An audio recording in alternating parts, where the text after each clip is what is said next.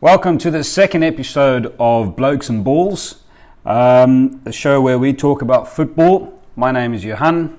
Hi guys, I'm David. Hi guys, and I'm Joe. Now, we would like to apologise to those who joined in now and noticed that this is actually a show about football and not something else. And also, we would like to explain why this is episode number 2 and not 1, because in the previous show we had some technical difficulties. And by that we mean Joe deleted 25 minutes of footage. It's easily done. So, getting on right with the show, we start off with the news, and then we look at player transfers. We then go into what we call the bits, where myself do a bit on Manchester United, and Dave would be doing a bit on Manchester City, and then Joe would do a bit on Spurs. And then that's usually followed by the weekend predictions. We talk a little about some of the games that's happening, and then we've got our own fantasy league, which in the new season you guys will be able to join. And we look at the teams that we've selected for that weekend. But seeing as this is the international weekend, which sucks, we don't have those parts at the end of the show. And today we'll be focusing a little bit longer on some of the news and some of the player transfers. So to start off, the news, and the first one. What have we got? Antoine Griezmann. So it seems that Griezmann is regretting the fact that he did not go to Barcelona last season. Yeah. You just talked about his new Netflix show, didn't you? So apparently Griezmann has a Netflix show calling himself a legend, or the making of a legend. Yeah, it's called Antoine Griezmann, Making of a Legend. We're not quite sure if he's got that status just yet. Nowhere near that status. Surely. It should be, I'm in Ronaldo's pocket every year. Making of Ronaldo's Pocket, starring Antoine Griezmann. Yeah. How about that for a new show? Because Ronaldo's team, I think, has knocked him out in the last 3 or 4 seasons. Yeah. 3 in the Champions League, I think, with Madrid, and now.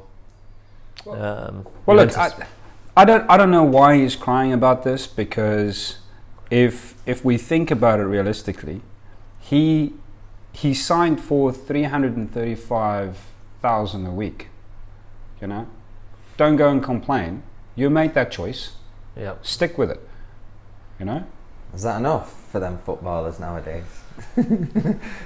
I don't know. I don't know. I mean, David De Gea does want 425 a week. That's ridiculous. United doesn't want to give that to him. I understand why he wants it, but you know, it's getting to a point where it's a bit insane, though. Really. I think if you look at that second leg against Juventus, it was he didn't score a goal. It was 3-0. So, as a striker, he should look at himself and say, "Why am I not scoring against Juventus away from home?" I don't think he scores enough crucial goals for Atletico anyway. Yeah. In the Champions League, he maybe does okay in La Liga, but Do we know his stats in the World Cup when France won the World Cup? Do we know? Scored a how few many goals. scored? Did he score in the final? Maybe. I can remember him scoring a penalty. I don't know whether that was the final or not. Yeah, but I mean, you know, it creates 2 points here, because one, he isn't a legend, but he's got a show that he calls Making of a Legend. Okay, he's got a short documentary. Let's call it that. Okay, Antoine Griezmann, Making of a Legend. In his mind, he must probably be seeing himself as, "Hey, I am a legend." You know, because I think that's the only way that you can go about it. And then the question comes, if you feel you have reached that status, are we being slightly unfair in the sense that if he had been playing pre-Messi, Ronaldo era, right, and he had been in the same stage as Thierry Henry, and you know, if he was playing in the early 90s, would he then be considered, based on his play today, a legend or not? Because I think with Ronaldo and Messi setting the standard this high, right, which we are blessed to see two of the best players ever, Yeah. does it make it a little bit harder to then be seen as a legend because these two are playing there? Yeah, I think Ronaldo and Messi, you know, you've got all these players, Aguero, you know, you've got all them players at a certain standard, and then it's just out of this world what Ronaldo and Messi, you know, create that gap. It's such a big gap as well. You can't compete with those two. I'm sure I looked at the La Liga top goal scorers, and he's not even in the top 5 on the list this season for La Liga. I'll have to look at it again to confirm that. I don't want to say that now, and he is top goal scorer, but or Messi obviously probably is. But It's just Messi, I think. what does his highlight reel look like every season to make himself a legend? Is he scoring 25 goals in La Liga every season? I don't know if he is. No, you see, this is where I would say you would probably look more at someone like Aguero, and you go like, Aguero can be a legend. Absolutely. Because if you look at the way Aguero's played, he's gone to City, right, and then won the league. Yeah. And he's playing in a tougher league, right? He's at Atletico Madrid, that should be challenging, and should have the potential to beat them, because they've done it before. But he's not contributing in such a way where, as a standout player, he can carry them forward. Whereas Aguero can do that. Yeah. And obviously Messi and Ronaldo, they can do it. But he hasn't done that. So is that maybe the reason why he then wants to move to Barcelona? Or maybe did he not go to Barcelona because he would then be in the shadow of Messi and potentially Suarez, because Suarez is now seemingly back on it and scoring goals. I don't know. He could clean their boots. That's why he might go there to clean their boots. Well, he won the World Cup last year. Yeah. We said that before. He won the World Cup with France, and I think they won the Europa League with Atletico last season, didn't they? Did they go on to win that last season? I can't remember. I think they did. I'm not sure. I think Atletico might have won it last season because they beat Arsenal, if you remember. If that was either last season, I'm sure they beat Arsenal, which made me happy, obviously. So maybe that's legendary status of beating Arsenal as a Spurs fan. That's about as much as I'll give him. The only thing I can say about that then is the legendary status has gone down, not up. Let's look at the next piece. This is the piece where I think I'll go. You guys, you have a conversation. Should I talk about this?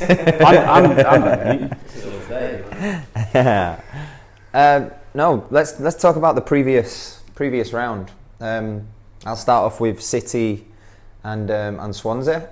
I've got to hold my hands up and say I really feel for Swansea in this one. I'm not a bitter blue, and I'm honest. And you know, VAR wasn't there. If it was there, would City be in the semi-finals? No. We can't say no for sure. No. But those two goals. It was an offside goal. Okay. It was an offside goal, and the other one wasn't a penalty. It wasn't a penalty. Debatable penalty. How can you? He got the ball. No, it was clearly not a penalty. Yeah. No, it was clearly not a penalty. So, and the third goal was the offside goal, wasn't it? Yeah. The winner. The winner. So they had one legitimate goal, right, out of 3. So maybe they would have got another one to get an equaliser and extra time. Possibly, we don't know, but for sure those 2 goals, as we know. I'm just saying. Look, I'm bitter. I am bitter. I'll admit it. I am bitter because United didn't make it. But at the same time, I also feel like that City shouldn't have been there. You know, and it's like you say, Swansea deserved to be there. Yeah. In the first half, when I was watching the game, Swansea were taking City apart. They were playing some really good football, and I think it was their second goal. Was it Selena, ex-Man City player, went up through the City ranks. Great attacking play and a great bit of break, and he's put it in the top corner, and I was like, I can't see us coming back from it. I know we was messaging on the group, and Joe was like, City will win this 3-2. I occasionally get things right, but I was like, I hope you're right. And then, you know, bit of luck, and yeah. But one thing, Sterling seems to have a habit of going down a bit easy sometimes. A bit. maybe there was contact for him to go down. The guy got the ball, so Yeah. I think Sterling didn't turn around and cry for a penalty. And I give him that much. The referee's just got it so wrong. He went down with a smile on his face. If you look at the replays, as he was sliding, he was smiling. He knew it was coming. Yeah, no one else but the ref thought that was a pen. So that was real. The Swansea keeper was amazing in that game. Yeah, man of the match. I'd say man of the match. He was incredible. He was awesome. Swansea deserved to. That save he pulled off, I think it was Aguero's Double header. save. Yeah. Enough of City. You've got 3 others. There you go. Wolves won. Who did Wolves Next. beat? Who did Wolves Next. beat? Do we know who Wolves beat? I can't remember. We're going to have a quick word on the Wolves game, shall we? Watford deservedly went through. Yeah. Wasn't there an issue in the Brighton game? There was an issue. I don't know what it... I think that was extra time. I think Brighton had an offside goal disallowed at the very end of extra time. Okay. Okay. But they did deserve to Talking win. about the game before extra time, did you see the Millwall goalkeeper for their second goal? No. It was literally the last minute of extra time. Free kick came in, and the Millwall keeper's literally should have just caught the ball, and he's literally just sort of thrown it in his own net. He's had a bet on It looked like, yeah, if he didn't know better, someone had paid him to throw the ball in it. And it was not like a hard save. It was Millwall fans must have been. Slippery surface. It was real. It was Rainy the worst weather? bit of goalkeeping you're going to see of the season probably. And that was literally the last kick, I think, of normal time. Oh. So there's that, and then the Brighton had a disallowed goal, which should have stood, but they shouldn't have been there if it was the Millwall keeper. If he wasn't doing that, so Yeah. that was that game. 2 games then that's So been the FA affected. Cup, the FA Cup still delivers Excitement. It excitement. was excitement, yeah. Yeah. As to the semi-finals, who have we got? City, Brighton, Wolves, Brighton, Watford. Wolves, Watford. So the final will be City versus Wolves. That's what most people would You'd suggest. predict that, wouldn't you? But Yeah, we also predicted United would win. We did. That didn't happen. Actually, we did both. We all said it was going to be. A tight game. I said United would win, but Wolves are a very good team, yeah. and it wasn't guaranteed. So can we say Wolves. City's second trophy of the season? Well, moving on to the next piece of the show. Let's move on to Chelsea now. Let's talk about someone else. So Chelsea has got a transfer ban. Yeah. 2 seasons. Two windows. So is that- 2 windows. Yeah. So is that then December and January? So it's basically 1 season ban, right? Okay. So the question here is, I mean, who have they got that's on loan to other clubs that they can recall that will fill the squad? Because I think that there will be some players that'll leave. You've got Higuain that's, on loan. You've got Kovacic that's on loan. And then you've got a few aging players that would probably have to go. Mm-hmm. Willian wants to go. Pedro is getting on a little bit. Hazard wants to go, which is debatable, and we'll talk about that. But, I mean, you've got some key positions that's going to be vacant. I read yesterday that, what is the French player? Olivier Giroud also wants to leave. So who are they going to be left with? They can't buy any new players. Have they got players that they can recall that is good enough to step up? Hudson-Odoi he'll get some game time next season. I can't complain about that. I think he deserves it. Yeah. So they've got one natural guy to come in there who's not been starting the games, but he's potentially a top class player for next season. He'll get the game time now if that's how it's going to look. So what is Chelsea's options? What is Chelsea's options now? I read that they've turned down the option to take Higuain for the full 12 months. So it looks like it would have cost them 12 million for the season with wages, but they've turned that option down. So whether they're looking elsewhere to get someone in. But will they be allowed to buy now, before the new window opens? I mean, is the ban only in effect when the transfer window starts? That seems to be the question. Yeah, I think it's under appeal at the minute. So They can do business now. I think so. Yeah. Okay. All right. Whether it's just loans and. Well, They're in trouble. I think we're going to say that much. Yeah.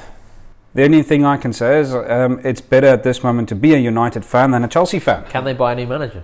Is that the transfer ban as well? No, fortunately that doesn't work. It's only players. It's only players. All right, so yeah, okay. I think they're in the spot of bother. You look at the loan players that are out.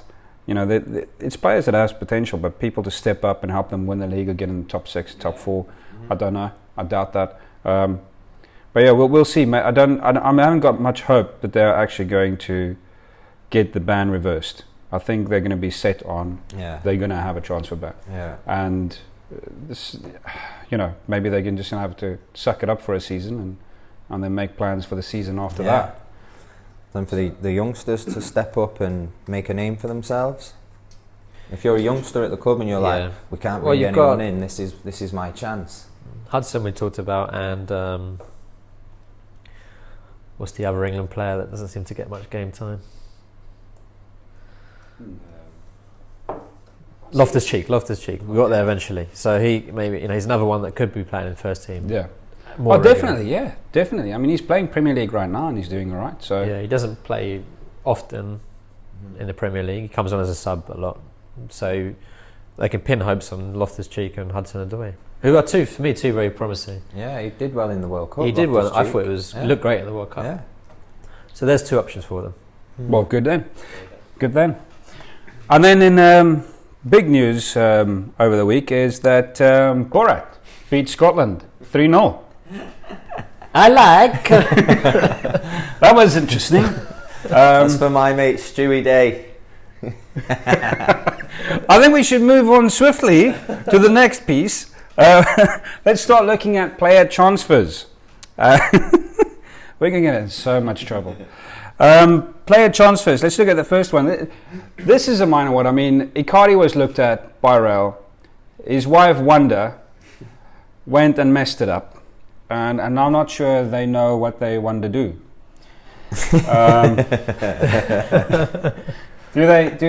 I mean, is Real really going to consider taking him again or no? Can they put a clause in his contract where his wife stays in Italy or something? Does not get involved? Yeah. then maybe it would happen. I think, do you know what? I think he's learned a lesson. I think, you know, you've got to, when you get married, obviously your wife is, you know, becomes priority number one. But I mean, you know, I think he's made some silly mistakes. You know, he's probably told her, listen, I think you need to now keep your mouth shut. You know, I lost the captaincy. I lost my starting position. I lost my Real Madrid option. I think now you need to kind of pipe it down. Or he could be that arrogant, which is also possible, that he just goes like, well, I'm good enough. So, you know, you either deal with my wife or you don't get me. So that's the situation that he probably is in. If I was Real, I probably would not go for him. I don't see it happening. I think there's more options that Madrid have got. Yeah. And I don't think Zidane, I don't know if he fits what Zidane will be looking at. I've never heard Zidane say anything. No, there's a lot more. There's other players that Zidane has openly said he wants Mbappe and Hazard, for example. He's praised them both, and he's not going to be going for Icardi, Hazard. You know, you don't want to have more issues. One of the options. Yeah, you don't want to have more issues in the locker room than what's currently there anyway. Yeah. Maybe a Premier League team can look at him. You know, if they want the baggage plus the wife. You know, so only Chelsea would go for that because she would fit into Chelsea, right? But they've got a transfer back. Yeah, I mean, what other teams would look for a striker of his quality in the Premier League? Are there any teams out there need one? Maybe not. He is a quality striker on his day. We've seen that he's young. Yeah, he's putting teams off with the agency. Like you said, he comes with that package, and you know, imagine the stick he's getting in the changing room. Plenty. You allowed out tonight? Is your wife letting you out? This is Dave's insight into a changing room. Having played top quality football. I'd be straight onto it. He's lucky he's not in Dave's changing room. Oh man. Did your wife buy you that new underwear there? Yeah. It's a bit tight, mate. It's a bit tight. All right, so next up is Sessegnon to Tottenham. Oh, Joe, See, I made a quick note here because you highlighted this earlier. So Sessegnon is 18 apparently. He has 1 year left on his contract at Fulham. Fulham obviously getting relegated, we know that. Sorry, Fulham fans, but we can't see you coming out of the mess.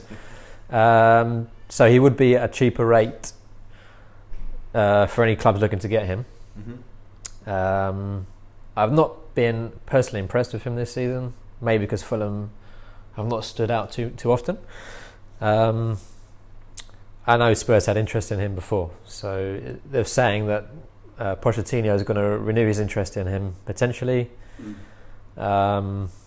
He's a homegrown player, English player, and there's been news about trying to have extra homegrown players for certain quotas perhaps. On his side, I think he's young, left-sided player, which maybe is often missing sometimes in clubs. Do Spurs need a left-sided player, attacking left-sided player? Say potentially we do. So he's not fielding with great confidence this season. But they could easily get him, I think, from now. Obviously, Fulham get relegated. I think he stayed at Fulham last season because they got promoted, and because we were looking at him before they moved into the Premier League, and he said he'll stay. So if we do go for him, I think you'd easily get him. Whose position would he play? Yeah. Currently, right now on the left sides, at the moment, Danny Rose is playing at left wing back, and he seems to be the most forward-thinking left-sided player. I think Sessegnon's played. He also has played left back, left wing back. This season he's played more forward. Yeah, I think he's played in a middle three, just pushing out to the. I see him playing in the same position and the same style as Son, but if I have to choose between the two, hands down, I'm going to pick Son. Yeah, Son. We tend to float around between Son, who plays on one side, and he'll switch over. Sometimes with Eriksen, they sort of left and right side, who switches over. Depends what tactics he plays. Son does fill a gap on the left side. Sometimes he is a natural left-sided player, Sessegnon. I'll give it. That's certainly a bonus, and he's young. Okay. So potential. He's not impressed me this season, but maybe Pochettino can. He's got a record of improving young English players. Okay, well, let's look at one of the reasons that he might be looking at Sessegnon, and that's because there's some heavy links with Eriksen going to Juve.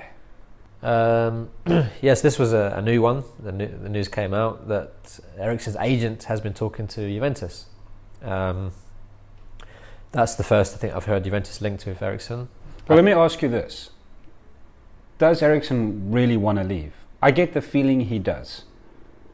I mean, I might be wrong. He might want to stay, but I just get that feeling he wants to go, and he's going to go to a top team. I don't see him going to Real Madrid. I just don't. Sorry, Real fans, but I don't see him going to Real. Juve is a good option. I think he'll fit into the Juve system.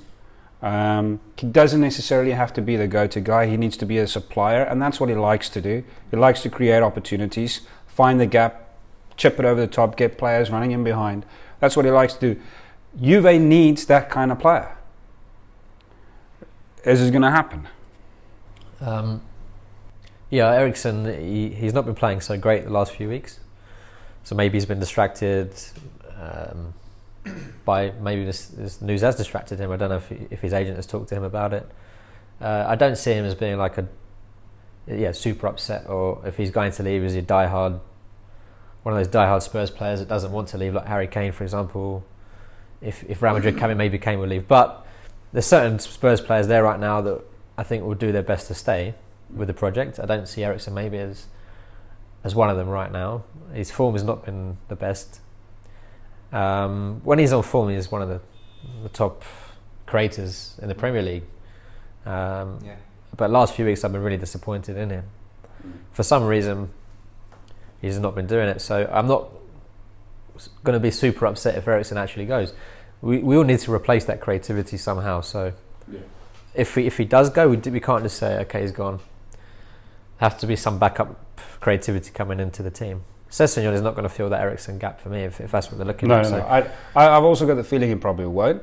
But I mean, again, if you play maybe like in Son's position, and maybe you move Son to a more central position to take Eriksen's back, you could do that, and you replace a foreign player with a homegrown player, look at the quotas, might fit in. I mean, it might work, yeah. It might work. It might not, but I don't know. I'm not against Eriksen going. I just think you have to have some backup idea. Who's going to replace some of that creativity we talked about? Okay, well, let's look at one that's been floating around for a while now. Hazard to Real. I think with the transfer ban coming into effect, I think Hazard goes. 100%. I think he will have that moral dilemma. Should I go? Should I not go? I wanted to be the Chelsea legend. If I go, I'll kind of drop them. I'll feel like I betrayed them. I left them. They loved me. Whatever the case might be. But I also think he's getting on in age. If he doesn't go this season, it's definitely off. And at the same time, I also don't really know if he is going to go, because Zidane wants players who 100% wants to go to Real. 100%. No doubt, no if, no maybe, no I want to think about it, oh, I'm at my club, I'm happy now, I don't want... He wants players where if Real Madrid comes knocking, they pack their bags. I don't see him doing... He's that kind of player. And it's not that there's an issue with that. I think you should have, your loyalty to your fans. You should have the loyalty to the club that's been supporting you. But then also, don't be on the fence when you're going to move. If you say you're going to move, then move. Do it. Yeah. So I don't know. Happening. If it doesn't happen this season, it's not going to happen. That's all I'm going to say. Whether he's going to go or not, I don't know. But if it doesn't happen this season, 100% it's not happening. Yeah. I think he'll go. I think there's been too much speculation. Zidane said who he wants, and I think he's one of his main targets. I think he'll fit in that Real side. It's just a matter of, will Chelsea let him go? How long's left on his contract? Do we know? Is it 1 season? I think next summer this is up. Next summer they have to cash in. I think they have to cash in and get what they can for him now. Yeah, otherwise he goes for free, potentially. Yeah, can't let him go for free. 100% that's not going to happen. He's going to be one of those that you're going to say, okay, how much are you going to ask for him? Or are you going to ask 100 and you'll get 100, right? Yeah. It's going to be one of those few. Although it seems like that kind of, the number of players that fall into that 100 million bracket all of a sudden has become quite a lot. But, I mean, still, I think the time's probably there. I think he's just going to back it up. I think he wants to go. Zidane wants him, and we just talked about Chelsea's potential transfer ban, or at the moment transfer ban. So they either say, okay, we need him desperately next season because we can't bring anyone in, and then they let him go for free, which the Chelsea really want to do that, or they just sell him now. And for Real Madrid, they can get him cheaper if they know he has to go next season. Exactly. I think behind the scenes, if you're the managing director of Chelsea, you're looking and going, listen, we need to get Hazard in here. We need to know what he wants to do. Does he want to go? If he wants to go, we need to set it in motion now. I think that's what they need to be doing.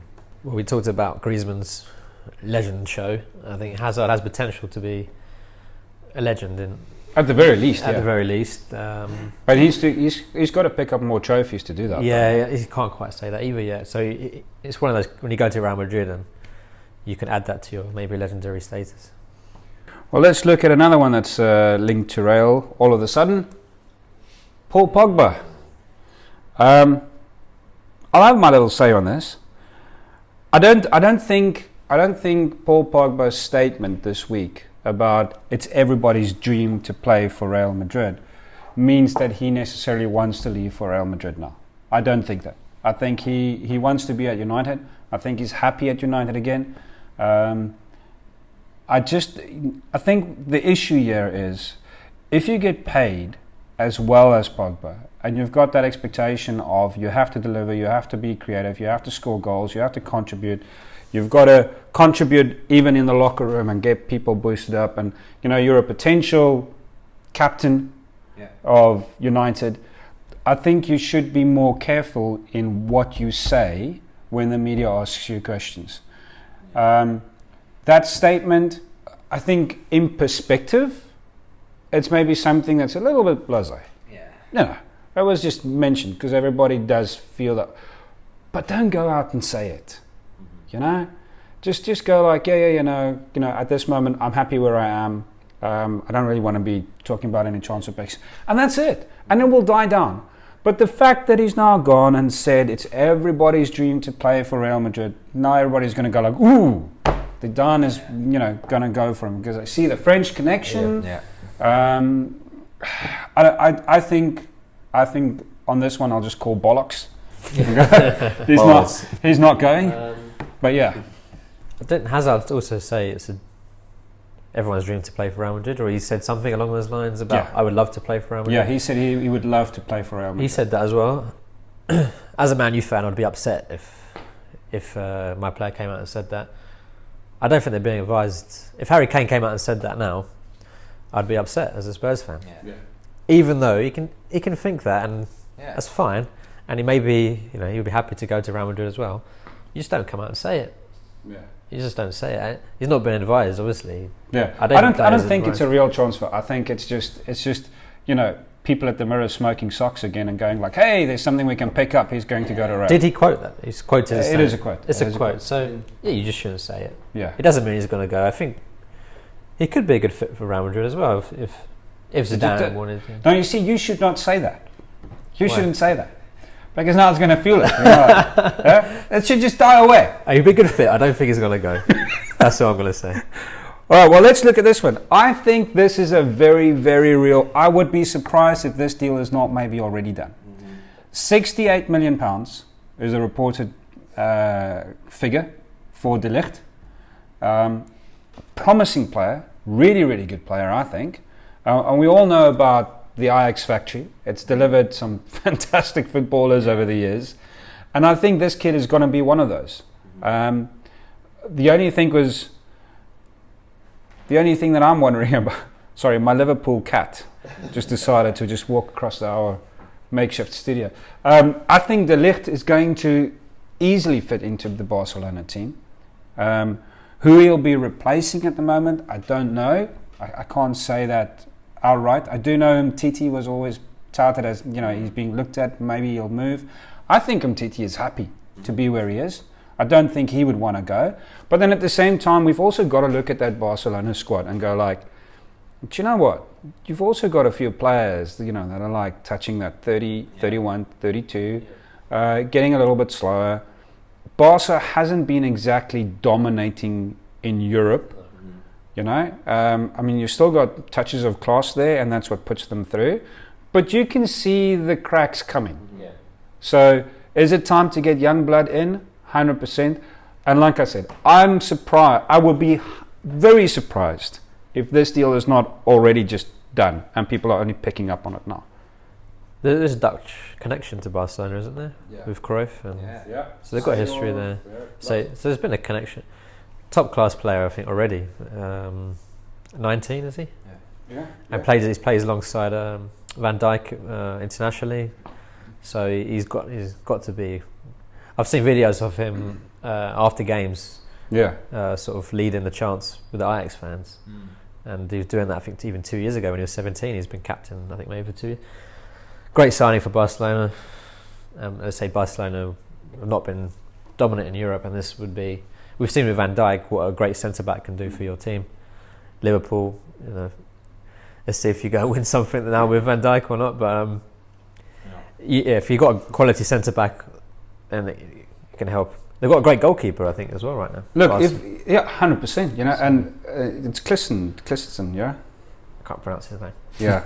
We don't want to try and go down that route where we pronounce something in the wrong way. But I mean, look, it's. I think at 68 million. I mean, if you take prices that players are going for right now, 68 million is a bargain, absolute bargain. Mm-hmm. Yeah. This kid's got potential. If you look at 68 million, you look if he wins your championships down the line, it pays itself back. So I think that price in this market at the minute is. It's mad to say 68 million is a bargain almost. But he's played international, he's 19, he's got 10 years at least at a very high level. He's got Ajax to the quarterfinals.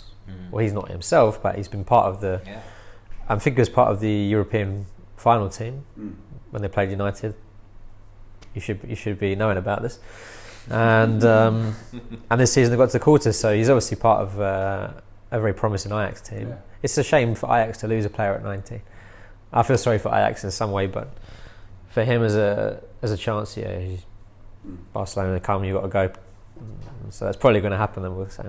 Okay, well let's have a look at another one that's just popped up this week. Sol. Will Atletico let him go? I'm not sure. However, I will say this: if Atletico was going to consider letting Sol go, he would not be going to a La Liga team.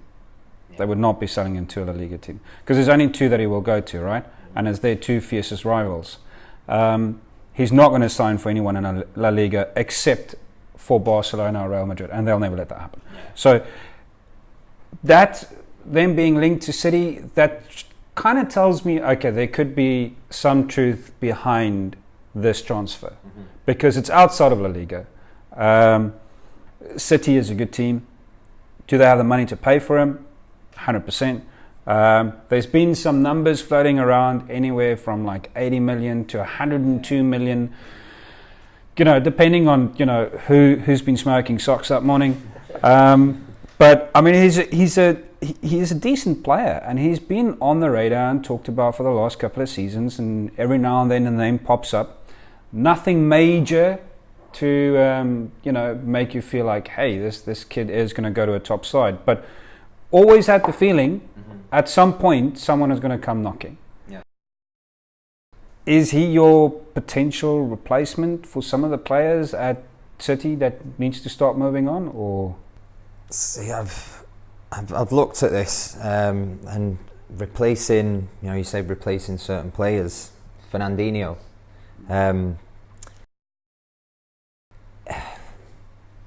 He don't get much of the limelight, Fernandinho, and it's like your workhorse. Yeah. A lot of the attacking play comes from him, breaking up play from the opposing team, and he breaks that play up, releases it to the front three, and they do their job and do their business. I've got some stats here from Ferner, games from when he started. He's played under Pep 81. He's missed 14. We've won 60 out of that 81 and lost 9.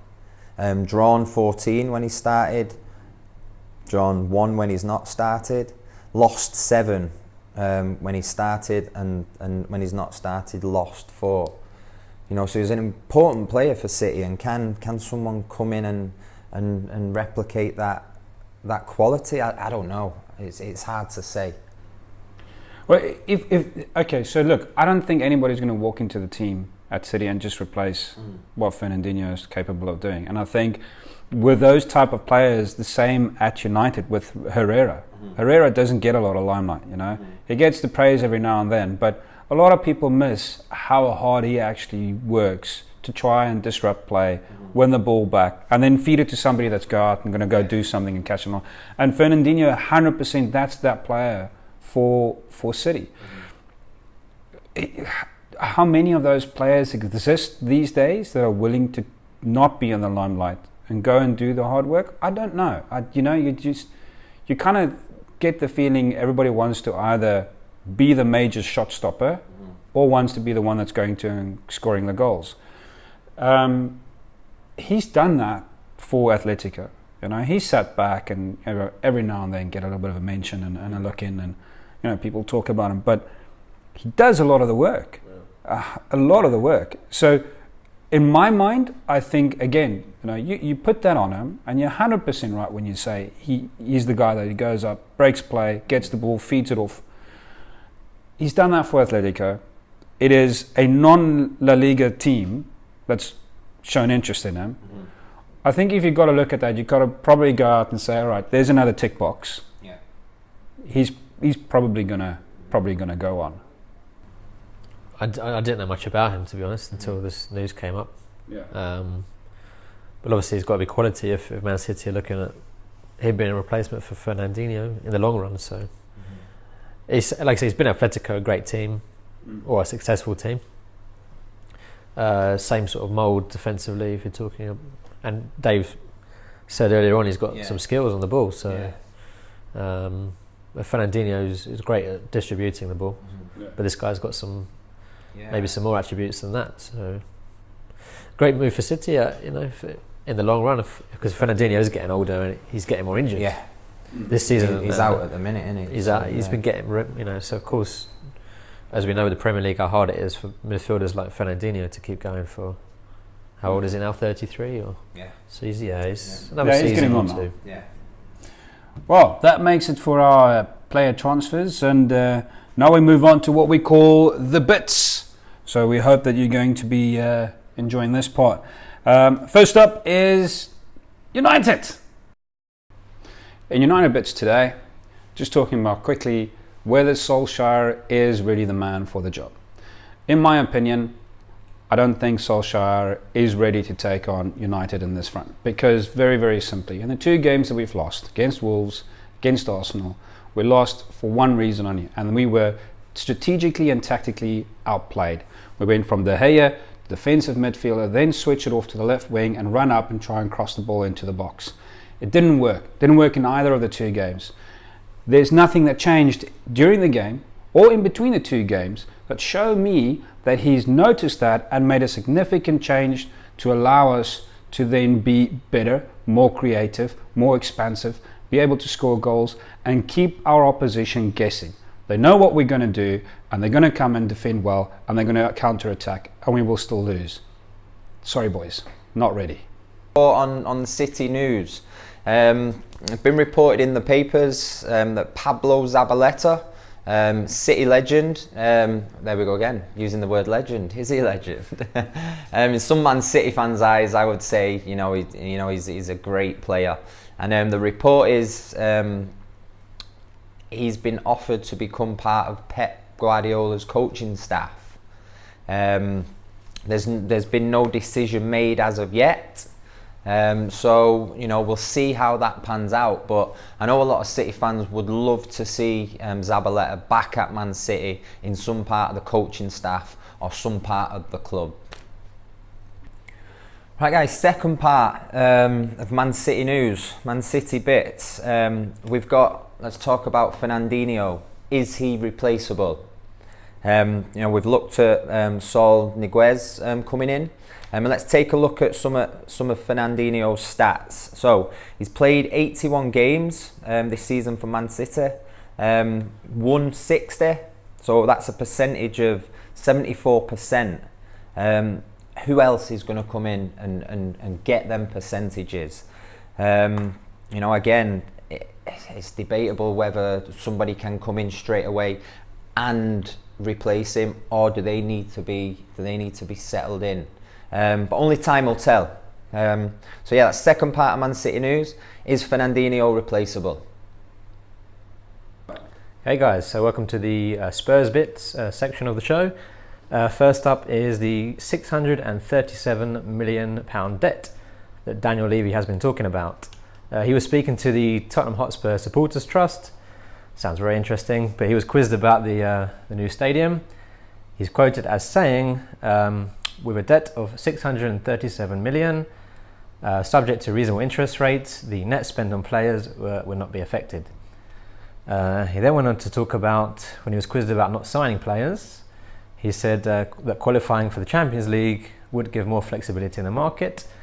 So he was talking about how the market has not been flowing as easily as before, and we all know how Daniel Levy is with buying players, very stubborn when it comes to buying and selling.